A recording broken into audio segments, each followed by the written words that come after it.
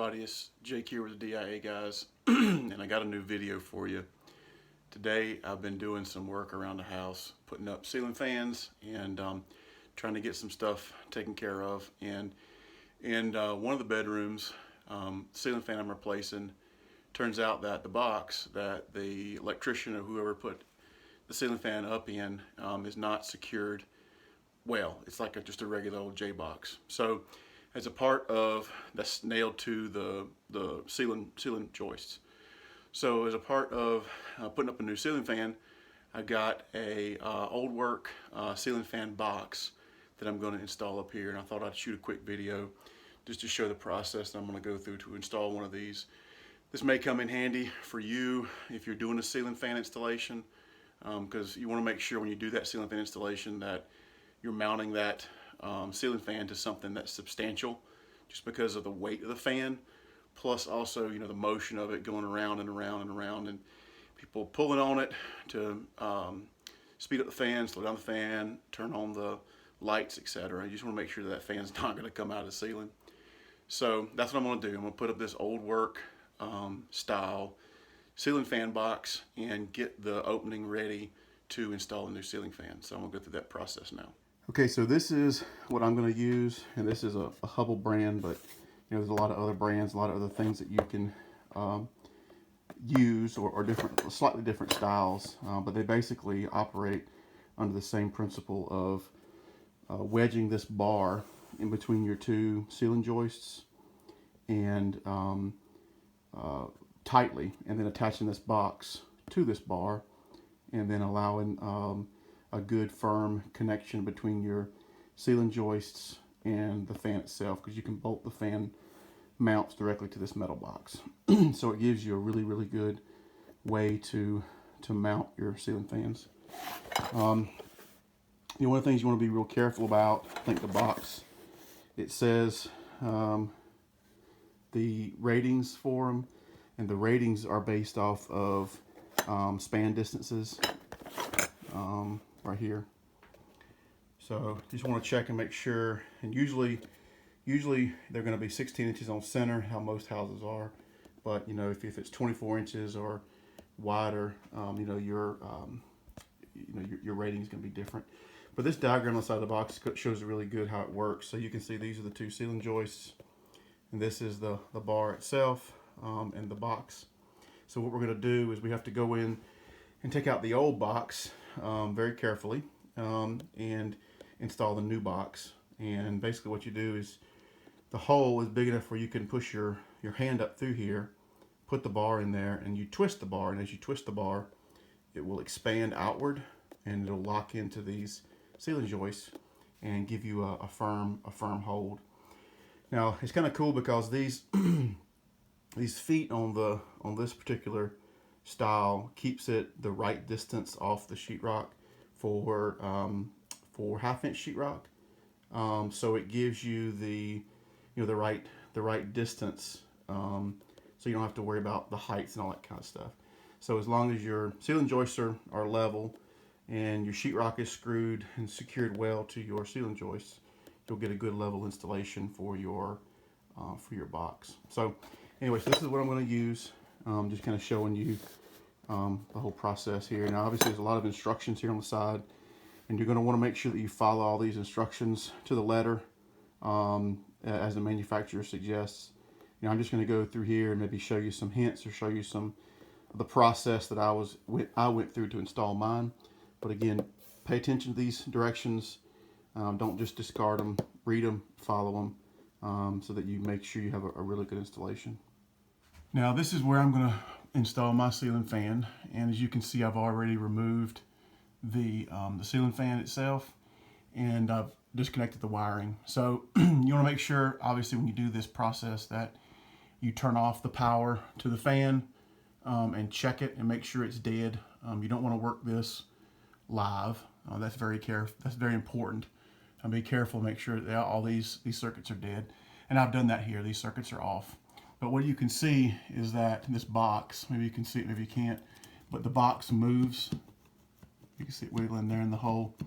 And so this is an indication to me that it's just a regular old J box that's nailed in on one side here in the ceiling. Now this is an older house. This is like built in the late 80s. And so, I've never done anything to this. So as far as I know, it's always been like this. So, I guess it's possible you could get away with installing another fan here, but, we're not going to do that. We're going to do this thing right.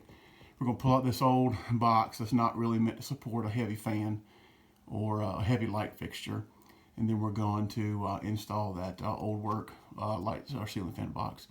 Now, the first thing we got to do is we have to go in here and open up this hole a little bit bigger, because what we're going to have to do is get a flush cut saw, is what I'm going to use, and take and cut off the two 16-penny nails that are holding this box in place. And when you do this process, cutting these nails off, you got to be real careful, because your wire is here, and you do not, under any circumstances, want to cut this wire. If you cut this wire, you will have a serious problem. Number one, your wires are going to be too short to reinstall your fan. You got to keep them this length. And number two, if you nick the surfaces of the wire or anything like that, you could cause a short later on down the line, and that's a bad thing. So you want to make sure that the wire is very much away from where you're going to be cutting, and you're not going to hit it with your blade. So, like I said, the first step I'm going to do is I'm going to take a razor knife, and we'll come in here and kind of open this hole up a little bit where there's some mud, tape and mud and so forth in here, so I can actually get in and see the nails. And then we're going to get our flush cut saw, and we're going to cut those nails off so the box will come out. Okay, so got some of this cut out here, and you can see looks like the sheetrock people cut too big of a hole, so they had to put a whole bunch of sheetrock tape all over this. So now, in my case, I have it's going to be like a ceiling hugging fan. It won't have a rod holding it down from the ceiling. So there's a huge trim ring that goes up here. So if there's any mistakes, for me, it's not that big a deal in terms of covering up the mistakes. So you might want to just, for your particular fan, if you've got a really small ring, you might want to be even more careful. But if you make it too large, you can always go back in here and re-mud this and put more tape in, so that the trim ring will cover it up. And that shouldn't be a problem. So on mine, you can see here's my ceiling joist right here, and then there's one of the nails right there, and then the other one's kind of hard to see. It's right there. So what I'm going to do now is I'm going to take a pry bar and a hammer, and I'm going to stick it in between the ceiling joist and the J-box, and I'm going to pry it out to give me some space to get my flush cutting saw in there. And then I'm going to get my flush cutting saw in there, and I'm going to cut the nail off. And then once the nail's cut off, then we can actually go ahead and remove this box without any issue. Now we might have to cut the ears off the box or do some other kind of crazy things to get it out of the hole. That just kind of remains to be seen once we get it cut. And once we get the nails free, we start to remove it. Now all the time you got to make sure you're really careful. Again, can't emphasize it enough about this wire, right? Don't cut that wire. Don't damage that wire. That thing needs to stay intact, okay? So let's go ahead and start moving the box loose from the ceiling joist. Okay, so here's kind of the progress. So what happened was I got my hammer and my flat pry bar, just a regular old flat pry bar, stuck it in here and started prying. And what I did, broke the ear off of the box, which is not terrible because we're going to remove the thing anyway. But what it's done is kind of exposed the wire here, so you can actually see it. So what I want to do is go ahead and take this wire, take off these wire nuts, and fish this wire back through the box here on the side, and push the wire back in this hole, and kind of get it totally out of the way so that we can do our work. And then I'll keep on pulling it. Actually, I might be able to get away with, now that this thing broke like it did, pulling the box out without having to get the saw out. But we'll see. We'll kind of see what happens. I'll keep working on it and work on pulling this box out of here. So I've been working on that box. It turns out I'm gonna need to cut the nails. I'm just gonna damage the sheetrock too much any other way. So I'm gonna use this flush cut saw. Those of you not familiar with it, basically the blade vibrates back and forth like this really fast and allows you to flush cut. So you see the blade's very, very thin, so it lets you kind of get up into areas and do some cutting. So this is a Rockwell brand, but there's lots of other brands out there. Ridgid makes one. I'm sure DeWalt makes one, so forth. This is a good tool. I would highly advise anybody who does not have one of these flush cutting tools and does projects around the house to get one of these things. These things come in handy for me a lot of times. So I want to get up there and show you what I'm going to do here, cutting off these nails. All right, so now you can see the box has kind of gotten destroyed, but right there, I'm going to take my saw, stick it up in here, and just flush cut the nail right off to the floor joist on this side, and do the same thing on this side. So once that's done, the box should come right on out of there. So as you can see, I've already taken the wire and pulled it out of the box and pushed it way, way, way back away from all this. So again, like we said before, there's no chance of that wire getting cut. So that's something that's very important. So, all right, so let's go ahead and get those nails cut and get the rest of this box out of here. Okay, so you can see I've got the nails cut and the box pulled out. And I was able to pull a little bit more slack on my wire because the wire goes this way. It goes in through the top for this bracket instead of coming the side before. I really want to try to get that sheathing, all that in the box. I was able to pull a little bit of extra slack. So now the next step is to get the bar ready to go into the hole. Okay, now here's the bar ready to go up into the hole. Now this particular bar actually has some markings on it. If you unscrew it, you'll be able to see it right here. So a red mark. I can barely see that. That red mark, what it indicates is the width. So I think it's got a mark for a 24-inch width and for a 16-inch width on center. So what you want to do is get you a tape measure and measure from this point to this point over here. Actually, these little claws, because those claws are actually what's going to dig into your ceiling joist to give you a good connection. And make sure you got something less than 16 inches so that when you can put the bar up into the hole and then turn the bar and extend it and get the grip on those ceiling joists without having to move it too much. If it's too short, it's no big deal because you just have to turn this bar some more to get it to come out. But it's just easier to do it down here on the out of the hole instead of doing it while you're up there in the hole. So that's what we're going to do now. We're going to get our measurement right. Then we're going to take the bar and we're going to insert the bar up in the hole, and then we're going to screw it in order to screw this bar by holding this piece and turning it in order to get it tightened up against the ceiling joist good and tight. Okay, so here's what the brace looks like when it's in the hole. I haven't tightened it up yet. Now, if you remember, one side of the brace had threads and this side doesn't have threads. So in my case, I'm putting the side that has the threads to the other ceiling joist, and this one's going against the ceiling joist where the hole is. So because the clearances are so tight here, this box or this bar is made where you can put the box anywhere in between the two ceiling joists, but in my case I'm trying to use this old hole. We might have to enlarge it a little bit. I'm not real sure yet, but we'll see what happens when I put the box up here.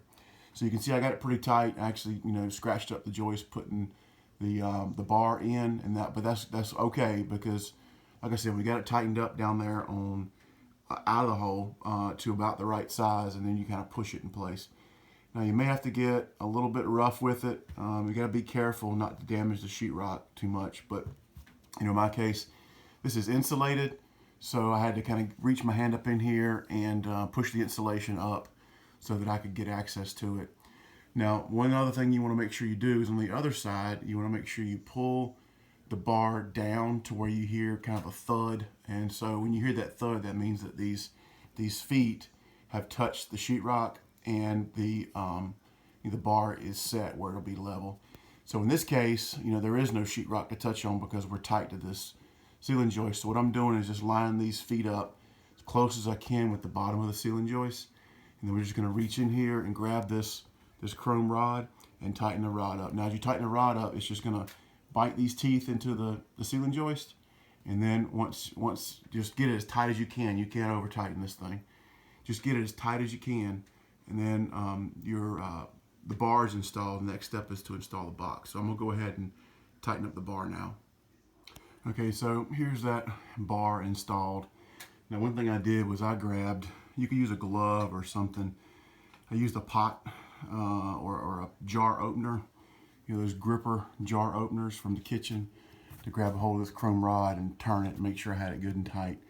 Because again, you want this thing as tight as you can get it, hand tight, as tight as you can get it, to make sure that it's secured. Those teeth bite into the ceiling joist on either side.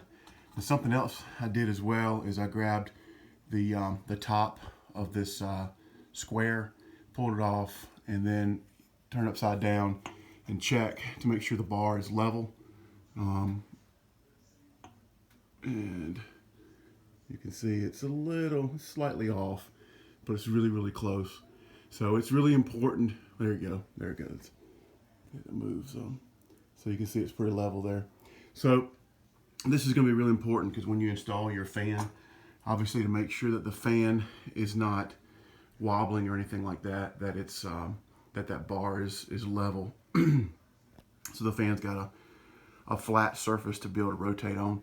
Also, as well, you want to make sure, one thing I didn't mention before, make sure the bar is centered in the opening, because obviously if it's not centered, then you're going to have problems, with making the box fit your existing opening. Okay, so once you've got the bar installed and it's tight and it's level and it's centered in the opening, next step is to install the box. So we're going to go ahead and do that now. Okay, so before you put the box up on the bar, you have to prepare your box. So here you can see that what I've done is there were 3 knockouts here. So I've kind of planned which is the knockout that I want to use based off how the box is going to fit up there. So the box is going to fit, so the bar's coming this way. So this will fit like this.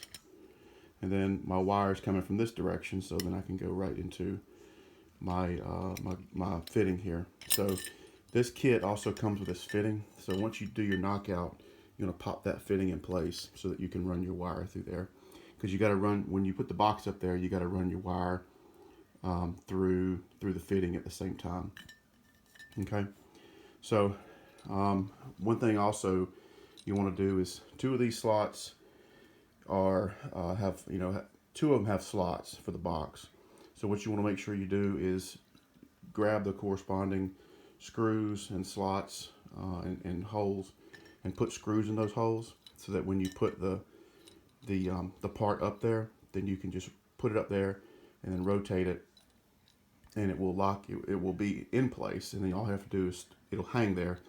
Then you can just screw it the rest of the way. So you want to screw these things down as tight as you practically can, so that you don't have to screw these down too much when you actually go put the box in place. All right, so now what I'm going to do is going to go up here. I'm going to feed the wire through this grommet here. Get the wire through here.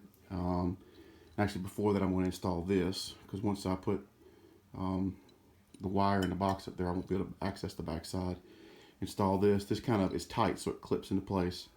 Then I'm going to pull the wire through here and then get the box up there with these screws that I've already pre-screwed into place. And once that's done, we'll tighten those screws up, install these screws, and then we should be good to go. The box should be installed. So go ahead and get the box up there in the hole. Okay, so here's the box installed, and now you got a solid platform to be able to install your fan.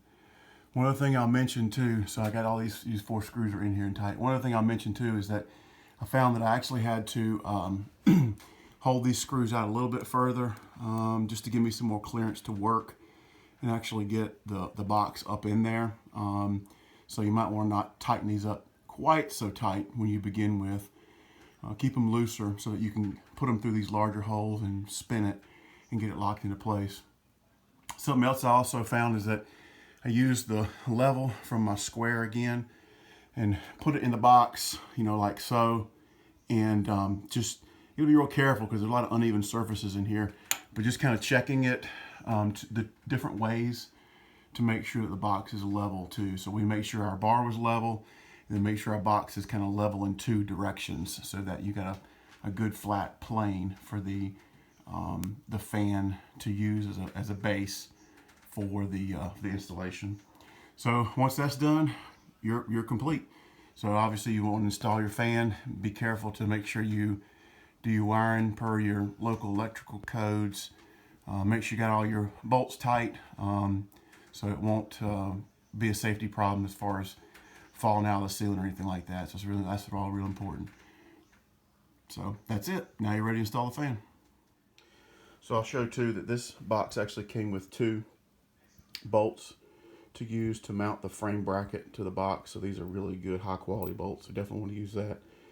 And then a grounding screw, and obviously that'll be important in your wiring to tie your grounds together to make sure that it's wired properly. Okay, so this has been Jake with the DIA guys. Thanks for joining me on this video. Hope this video was helpful to you, and we'll give you some pointers or hints, or at least things that were helpful for me when I was going through the installation process of this fan box. One of the things I didn't mention, I'll mention now, is that if you have a box up there that's rated for a fan installation, you may, or a metal box, if it's loose and your room is on the 2nd floor, you may be able to get away with going in your attic and putting in some wood bracing behind the box, like 2x4 bracing, and then screwing that bracing well into your ceiling joist, and then screwing your box to that bracing. But in the end, you want to make sure that you got a really, really solid foundation to install that fan, again, because you don't want that fan coming out of the ceiling, and you don't want any problems with it wobbling. You got a good solid foundation for the fan to spin on, so it doesn't wobble. So that's it for now. Again, hope this was helpful to you, everyone, and we'll see you on the next video. Be sure to like, comment, and subscribe. Give me some ideas about things that you guys might want to see, and I can see about making some specific videos about those topics and how to do some things around those topics. All right, catch you guys later. Bye.